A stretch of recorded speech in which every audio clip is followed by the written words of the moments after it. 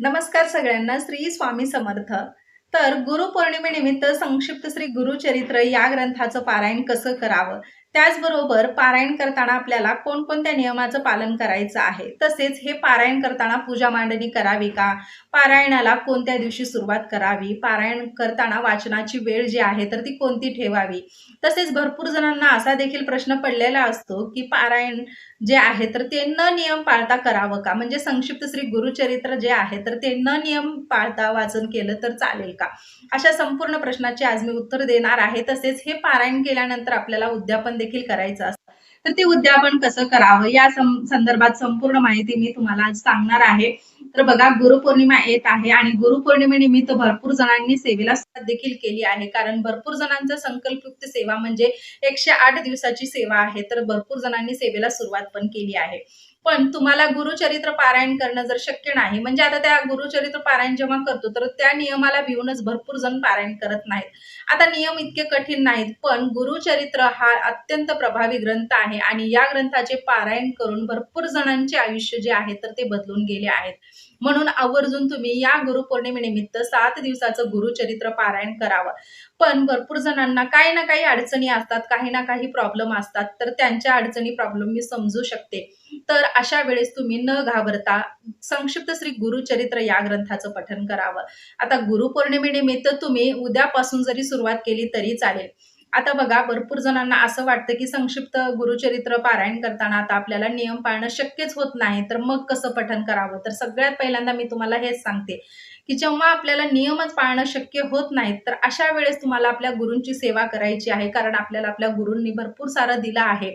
पण जर तुमची इच्छा नसेलच, तुम्हाला काहीच इच्छा वगैरे मागायची नाही आणि तुम्हाला फक्त तुमच्या गुरुची कृतज्ञता व्यक्त करण्यासाठी, म्हणजेच की आपल्या स्वामी समर्थ महाराजांची, आपल्या दत्त महाराजांची कृतज्ञता व्यक्त करण्यासाठी जर फक्त तुम्हाला सेवा करायची असेल, तर त्यावेळेस तुम्ही दररोज न चुकता एक अध्याय पठण करावा. आता संक्षिप्त श्री गुरुचरित्र या ग्रंथाचे 7 अध्याय आहेत, तर एकूण 7 अध्याय आहेत, तर तुम्ही दररोज एक अध्याय पठण करा आणि 7 दिवसाचं तुमच्याकडून एक पारायण होऊन जाईल.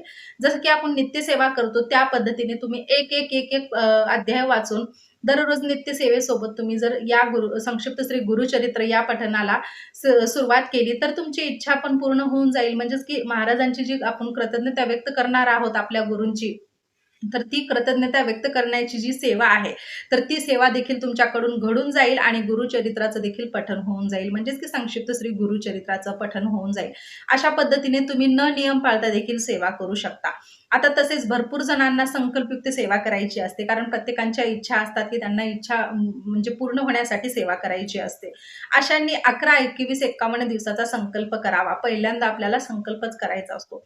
आता कोणत्या दिवशी करावी, आता उद्या गुरुवार आहे, तर गुरुवारपासून तुम्ही सेवेला सुरुवात करू शकता, किंवा महिलांसाठी सांगते, मासिक धर्माची जी तारीख आहे तर ती होऊन जाऊ द्या, ते 4 दिवस जे आहेत तर ते होऊन जाऊ द्या आणि नंतर मग तुम्ही 5व्या 6व्या दिवशी सुरुवात करा, जेणेकरून तुमचा जो संकल्प आहे तर त्या संकल्पयुक्त सेवेमध्ये अडचण येणार नाही, थांबावं लागणार नाही, याची काळजी घेऊन तुम्ही आवर्जून 4 दिवस जे आहेत तर ते जाऊ द्यात आणि मग 6व्या दिवशी किंवा 5व्या दिवशी नाही केलं तरी चालेल, पण 6व्या दिवशी तुम्ही सेवेला सुरुवात करू शकता, म्हणजे तुमच्या सेवेमध्ये कोणतीच अडचण येणार नाही. तर अशा पद्धतीने तुम्ही 11 दिवसाचा 51 दिवसाचा संकल्प करून सेवा करू शकता. तुमची जी काही इच्छा आहे तर ती इच्छा तुम्हाला संकल्पयुक्त सेवा करताना सांगायची आहे. त्याचबरोबर तुमचं नाव, कुळ, गोत्र काय आहे ते सगळं सांगायचं आहे आणि तुमची इच्छा सांगून तुम्हाला संकल्प सोडायचा आहे. आणि संकल्प जेव्हा 11 दिवसाचा 21 दिवसाचा करतो, तर त्यावेळेस पहिल्याच दिवशी संकल्प करायचा आहे, सारखं संकल्प करायचा नसतो. आणि मग त्यानंतर सेवेला सुरुवात करायची आहे. आता सेवेला सुरुवात करताना सगळ्यांना जो प्रश्न पडलेला असतो तो असतो की नियम कोणते पाळावेत. तर बघा, या सेवेला तुम्हाला, कारण जेव्हा आपण गुरुचरित्राचं पारायण करतो तर त्यावेळेस आपल्याला कांदा लसूण वर्ज्य करावा लागतो, ब्रह्मचर्याचं पालन करावं लागतं, मांसाहार वर्ज्य करावा लागतो, परान्न वर्ज्य करावं लागतं, भरपूर सारे काही नियम आहेत. मग हेच नियम न पाळता तुम्हाला सेवा जर करायची असेल तर ती कशी करावी याबद्दल थोडक्यात अगोदरच सांगितलं आहे. पण आता जे आपण संकल्पयुक्त 11 दिवसाचं संक्षिप्त श्री गुरुचरित्र पारायण करणार आहोत, तर त्या पारायणामध्ये तुम्हाला नियम पाळावे लागतात का हे सांगते. तर बघा, संक्षिप्त श्री गुरुचरित्र पारायण करताना तुम्हाला फक्त कांदा लसूण जो आहे तो वर्ज्य करायचा आहे आणि मांसाहार जो आहे तो वर्ज्य करायचा आहे. आता भरपूर जण असे देखील विचारतील की ब्रह्मचर्याचं पालन करावं का. आता बघा, तुम्ही गुरुचरित्राचं जेव्हा पारायण करता तेव्हा ब्रह्मचर्याचं पालन करता. कारण बघा हा पण गुरुचरित्रच ग्रंथ आहे आणि त्याच ग्रंथामधलं या ग्रंथामध्ये उल्लेख आहे. भले यामध्ये छोटे छोटे अध्याय आहेत, पण ग्रंथ तर हा गुरुचरित्रच ग्रंथ आहे. आता या ग्रंथामध्ये कोणतेही नियम वगैरे दिले नाहीत, फक्त सात्विक आहार घ्या, म्हणजेच की शाकाहार आहार घ्या असं लिहिलं आहे. बाकी कोणतेच नियम सांगितले नाहीत. पण मी तुम्हाला सांगते की आपण जेव्हा सेवा करतो तेव्हा आपलं मन देखील तितकंच पवित्र पाहिजे आणि त्याचबरोबर आपल्या मनामध्ये कोणतेही वाईट विचार नको आहेत. जेव्हा आपण नियम पाळतो तेव्हा बघा आपलं मन देखील एकदम प्रसन्न असतं आणि आपल्या मनामध्ये कोणतेच वाईट विचार येत नाहीत आणि आपली सेवा जी आहे ती एकदम शांत मनाने पूर्ण होते आणि त्यामध्ये कोणताही अडथळा येत नाही. म्हणून हे सगळे नियम पाळायचे असतात. आता बघा तुमची इच्छा आहे, तुम्हाला जर ब्रह्मचर्य, कांदा, लसूण जर पाळायचं असेल तर तुम्ही पाळू शकता. नसेल पाळायचं तर मग आता ती तुमची इच्छा आहे. कारण बघा मी जेव्हाही पारायण केलं आहे तर त्यावेळेस हे सगळे नियम पाळूनच पारायण केलं आहे आणि जेव्हाही आता भरपूर जणांना असं वाटतं की आता गुरुचरित्रामध्ये नियम आहेत म्हणून आम्ही हे पारायण करणार आहोत, तर मग या पारायणाला पण आम्हाला नियम पाळावेच लागतात का? तर हो, बघा आता हे सगळ्यांना तुम्हाला माहिती होऊन गेलं आहे की दत्त सेवा आहे आणि जेव्हा आपण आपल्या दत्तगुरूंची, दत्त महाराजांची सेवा करतो त्यावेळेस पूर्ण नियम पाळूनच सेवा करावी लागते. आता कांदा लसूण जे आहे तर तुम्ही नाही खाल्लं तरी चालेल किंवा खाल्लं तरी चालतं. कारण बघा ग्रंथामध्ये असा उल्लेख केला नाही की कांदा लसूण खाऊ नका. शेवटी त्या भाज्याच आहेत, पण इतकंच आहे की त्या भाज्या खाल्ल्यामुळे आपल्या शरीरामध्ये एक प्रकारची ऊर्जा निर्माण होते आणि त्याने आपलं जे मन आहे ते विचलित होतं आणि वाचनामध्ये अडथळा येतो. शेवटी ते तामसिक पदार्थ आहेत म्हणून तुम्हाला ते कांदा लसूण वर्ज्य करायचं आहे. जर तुमचा काही आजार असेल किंवा कांदा लसूण जर नाही खाल्लं तर भरपूर जणांना काही ना काही प्रॉब्लेम असतात. पण जर ते खाणं किंवा ते बंद करणं जर शक्य नसेल तुम्हाला, तर तुम्ही मग ते खाल्लं तरी चालेल. आता बघा भरपूर जणांना असं वाटेल की आता आम्ही तर न खाता केलं आहे. पण बघा ज्यांची त्यांची इच्छा असते, ज्यांना खायचे त्यांनी खाऊ शकता आणि बाकी तुमची सेवा महत्त्वाची आहे. सगळ्यात महत्त्वाचं सेवा आणि श्रद्धा आणि तितकंच आपलं मन देखील स्वच्छ गरजेचं आहे आणि हे सगळं जर तुम्ही ठेवलं तर कोणतेच नियम पाळायची गरज नाही. असं देखील एका परीने आपलं जे उत्तर आहे तर हे देखील राहू शकतं की शेवटी आपलं मन पवित्र पाहिजे. बाकी नियम वगैरे काहीच पाळायची गरज नाही असं देखील असतं संक्षिप्त श्री गुरुचरित्र पारायण करताना. फक्त मांसाहाराचा जो नियम आहे तो मात्र अत्यंत कडक नियम आहे. कारण कोणत्याही सेवेमध्ये मांसाहार जो आहे तो वर्ज्यच करावा लागतो. कारण भरपूर जणांना असं वाटतं की आपण स्वामी समर्थ महाराजांची सेवा करतो मग मांसाहार केलं तर काय होईल? तर बघा, जेव्हा आपण मांसाहार करून सेवा करतो, तर ती सेवा खरंच आपल्याला देखील पवित्र वाटत नाही आणि जेव्हा शुद्ध मनाने एकदम सात्विक राहून आपण सेवा करतो, तर त्याचं देखील फळ आपल्याला पटकन प्राप्त होतं आणि आपल्याला देखील असं वाटतं, आपल्या मनातून आपल्याला फील होतं, की आपल्याकडून सेवा जी आहे ती एकदम सात्विक आणि एकदम पवित्र झाली आहे. म्हणून आवर्जून तुम्ही कोणत्याही सेवेला मांसाहार जो आहे, तो कडकडीत वर्ज्य करूनच सेवा करायची असते. आता शेवटी संक्षिप्त श्री गुरुचरित्र हा ग्रंथ देखील गुरुचरित्र ग्रंथ आहे म्हणून या ग्रंथाचं पठन करताना देखील, पारायण करताना देखील मांसाहार वर्ज्य करायचा आहे. बाकी कांदा लसूण, गादीवर झोपायचं वगैरे नियम ते तुमच्यावर अवलंबून आहे. तुम्हाला जर संकल्पयुक्त सेवा करायची असेल तर तुम्ही नियम पाळावे, नाही पाळलं तरी चालेल. कारण प्रत्येकाच्या अडचणी आणि प्रॉब्लेम्स असतात. कारण प्रत्येकांना काही ना काही आजार असतो, काही ना काही दुखणं वगैरे असतं. त्यामुळे जर तुम्हाला गादीवरच झोपावं लागत असेल तर तुम्ही झोपू शकता.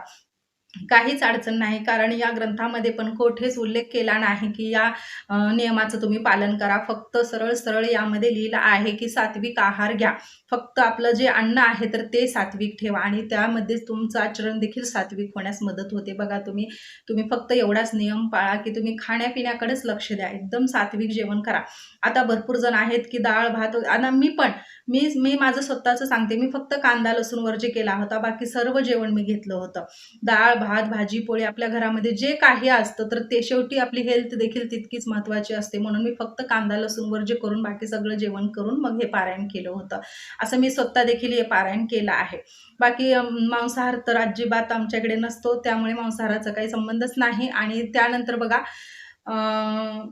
ब्रह्मचर्याचं पालन आणि कांदा लसूण वर्ज्य हे असे नियम पाळून मी देखील हे पारायण केलं आहे आणि त्यानंतर या पारायणाचे भरपूर सारे अनुभव देखील मी अनुभवले आहेत. त्यामुळे तुम्हाला आवर्जून मी सांगते की तुम्ही हे पारायण आवर्जून या 11 दिवसाचं करावं. तर हे नियम तुम्हाला पाळायचे आहेत. आता तुमच्या मनावर अवलंबून आहे की तुम्हाला हे पाळायचे आहेत की न पाळायचे आहेत. पूर्ण स्पष्टपणेच मी सांगते की यामध्ये फक्त सात्विक आहार घ्या, शाकाहार घ्या असं उल्लेख केला आहे. आता बघा माझ्याकडे 2 ग्रंथ आहेत. आता हा एक ग्रंथ आहे आणि हा एक ग्रंथ आहे. तर या ग्रंथामध्ये तर असा उल्लेख कोठेच केला नाही, की यामध्ये म्हणजे नियम वगैरे कोठेच दिले नाहीत या ग्रंथामध्ये.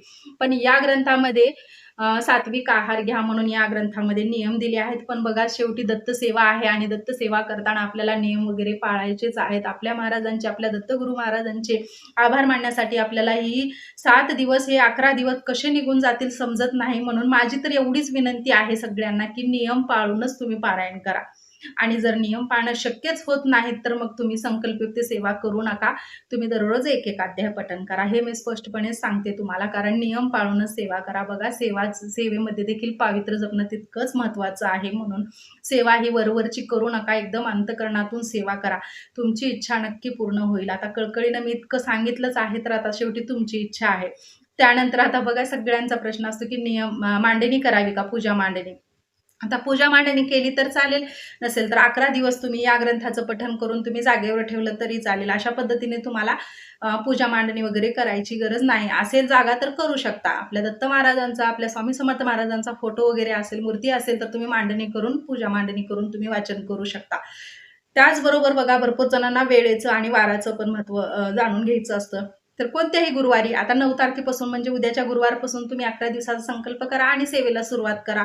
त्याचबरोबर जर तुम्हाला फक्त 11 दिवसाची शेवटी सेवा करायची असतील, तर तुम्ही शेवटीचे 11 दिवस जे आहेत, तर त्या 11 दिवसामध्ये तुम्ही सेवेला सुरुवात करू शकता. अशा पद्धतीने तुम्ही कोणत्याही दिवशी या गुरुपौर्णिमेनिमित्त सेवेला सुरुवात करू शकता.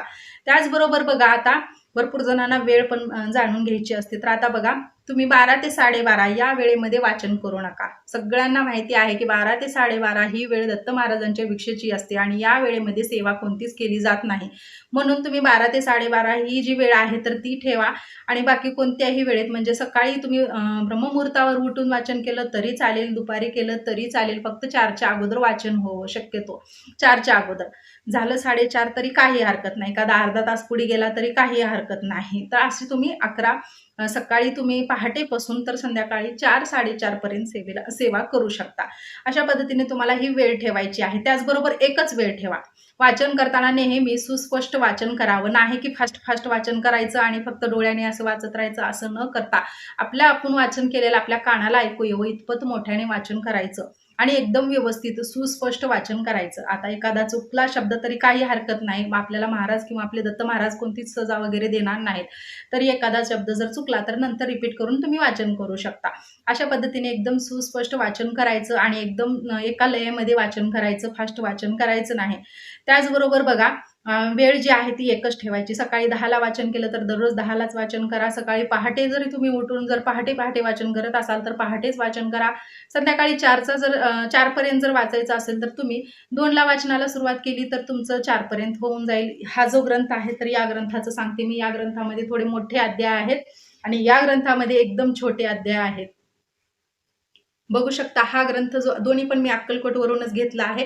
तर या ग्रंथामध्ये एकदम छोटे अध्याय आहेत आणि या ग्रंथामध्ये मोठे आहेत.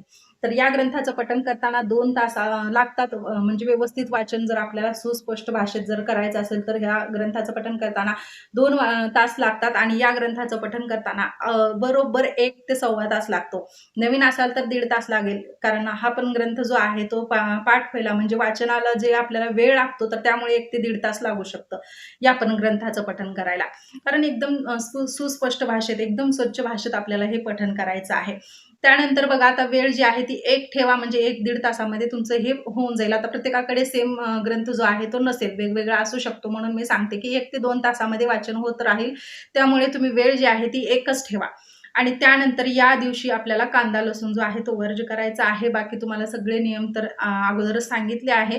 तर अशा पद्धतीने आपल्याला हे सगळं वाचन करायचं आहे आणि त्यानंतर वाचन झाल्यानंतर आपल्याला शेवटी उद्यापन करायचं असतं. तर उद्यापनाच्या दिवशी आपल्याला एखादं जोडपं भेटलं ठीक आहे, नाही तर एखाद्या मंदिरामध्ये जाऊन तुम्ही अन्नदान देऊ शकता. तसेच या ग्रंथाचे म्हणजे असाच एखादा ग्रंथ तुम्ही दुसऱ्याला ज्यांनी वाचन करणार आहेत अशांनाच तुम्हाला हा जो ग्रंथ आहे तर तो दान करायचा आहे. म्हणजेच की ज्ञानदान अशा पद्धतीने तुम्हाला तुम्हाला या ग्रंथाच्या ज्या प्रत आहेत तर ह्या तुम्ही 11, 21, 51 अशा तुम्हाला वाटप जर करायचे असतील तर तुम्ही हे देखील दान करू शकता, किंवा जर एखादं जरी एका माणसाला किंवा एखाद्या तुमच्या बहिणीला वगैरे जरी तुम्ही दिलं तरी चालेल. अशा पद्धतीने तुम्ही ही सेवा जी आहे तर ती करू शकता. उद्यापन अगदी लहान आहे, छोटं आहे, मोठं काहीच नाही आणि घरामध्ये तुम्ही दत्त महाराजांना, आपल्या स्वामी समर्थ महाराजांना नैवेद्य देऊ शकता आणि मग त्यानंतर तुम्ही पण नैवेद्य घेऊ शकता. आणि मग तो नैवेद्य जो आहे तो नैवेद्यामध्ये देखील आपल्याला कांदा लसूण वर्ज्य करायचा आहे आणि एकदम सात्विक जेवण बनवायचं आहे. आणि नैवेद्यामध्ये तुम्हाला साधं भाजी पोळी वरण भात बनवायचा आहे आणि एखादा गोडाचा पदार्थ बनवायचा आहे. अशा पद्धतीने तुम्हाला नैवेद्य देखील बनवायचा आहे. आणि शेवटी तुम्ही दत्त महाराज, आपल्या स्वामी समर्थ महाराजांना ग्रंथाची मांडणी करा आणि ग्रंथाला देखील तुम्ही नैवेद्य ठेवू शकता. असं नाही की हा गुरुचरित्र ग्रंथ नाही, पण गुरुचरित्रच ग्रंथ आहे हा, कारण त्या ग्रंथामधलाच उल्लेख या ग्रंथामध्ये केला आहे. म्हणून शेवटी पावित्र्य जपणं देखील तितकंच महत्त्वाचं आहे. आणखीन काही तुम्हाला माझ्याकडून प्रश्न विचारायचे असतील तुम्हाला आणि मला काही विचारायचं असेल तर तुम्ही मला कमेंट्समध्ये नक्की विचारू शकता. आणि बघा, आणखीन काही माझ्याकडून पण राहिलं असेल तर ते देखील तुम्ही मला नंतर सांगू शकता. अशा पद्धतीने मी तुम्हाला संपूर्ण संक्षिप्त श्री गुरुचरित्र या ग्रंथाचं पठण कसं करावं याबद्दल माहिती सांगण्याचा प्रयत्न केला आहे. आवडला असेल तर व्हिडिओला लाईक करा, चॅनलवर नवीन असेल तर चॅनलला सबस्क्राईब करा आणि भेटूया अशाच माहितीसोबत आणि अशाच आपल्या महाराजांच्या सेवेसोबत. तोपर्यंत सगळ्यांना धन्यवाद आणि श्री स्वामी समर्थ.